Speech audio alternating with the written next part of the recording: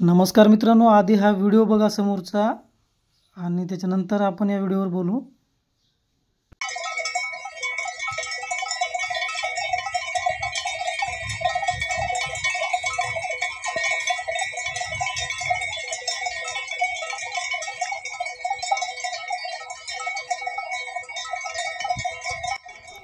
तर मी स्वप्नील, स्वागत आहे तुमचं पुन्हा एकदा शिवार MH29 या यूट्यूब चॅनलवर। आणि व्हिडिओमध्ये जे भाऊ पाहत आहे आपण, या भाऊचं नाव आहे नरेश जाधव, राहणार चिचपातर। तर भाऊकडे जवळपास 150 गावरान गोवंशाच्या गायी आहेत। त्याच्यामध्ये त्यांनी हा सुंदर वहू ठेवलेला आहे। हा नंदी जो आहे भाऊकडचा 4 दात नंदी आहे। आणि आपलं जे म्हणजे आपल्याला एखादा गोवंश पुढे वाढवायचा असेल तर त्याच्यासाठी असा नंदी ठेवणं खूप महत्त्वाचं आहे। या नंदीमुळेच आपला गोवंश पुढं म्हणजे चांगला वाढणार आहे, मोठा होणार आहे। आणि त्यांनी ते काम एकदम काळजीपूर्वक केलेलं आहे। पाहू शकता, अतिशय सुंदर देखणा धष्टपुष्ट मोठ्या मापाचा 4 दात नंदी त्यांनी आपल्या कळपामध्ये ठेवलेला आहे। ज्या कारणाने त्यांच्याकडे येणाऱ्या सर्व कालवडी आणि जे काही गोरे आहे ते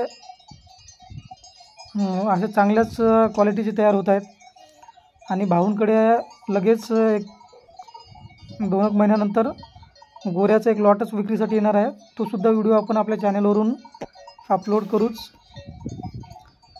तर झालं असं की मी दिवाळीच्या सुट्ट्या संपल्यानंतर इकडे जेव्हा आलो तेव्हा मला भाऊचा फोन आला।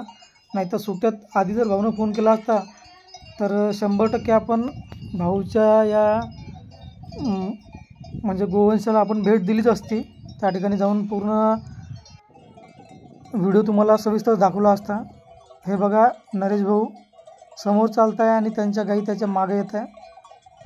म्हणजे हे दृश्य सध्या खेड्यावरसुद्धा फार कमी पाहायला भेटते, कारण बऱ्याच ठिकाणी लोकांनी गाई ठेवल्याच नाही।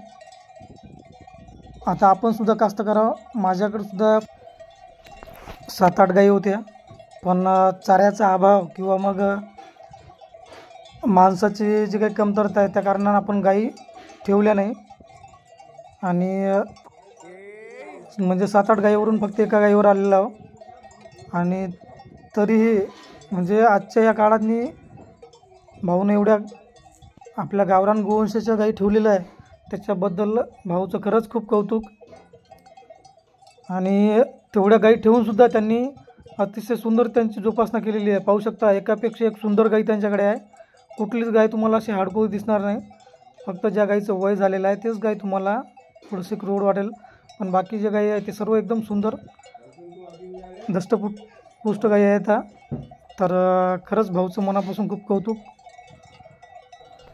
तर आता ज्यावेळेस आपण घराकडे येईल सुट्ट्या लागल्यानंतर, तर पहिले मी भाऊच्या गावाला जाऊन भाऊच्या गाईचा सर्व सविस्तर व्हिडिओ बनवील आणि तो तुम्हाला आपल्या चॅनलवर पाहायला भेटेल।